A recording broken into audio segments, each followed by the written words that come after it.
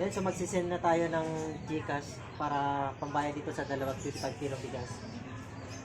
Ito. Number, ipapakita mo ito. 09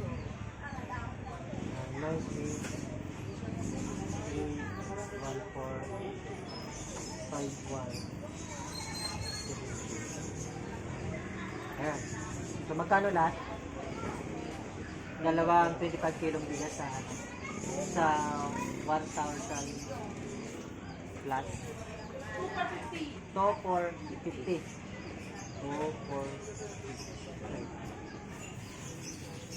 Yan, 2 for 50 ang babayaran natin sa dalawang ano. So, kaya kung gusto niyo bumili ng bigasan, na dito lang yan. Pakita mo idol yung kanilang kanilang store. Para dito sila pupunta.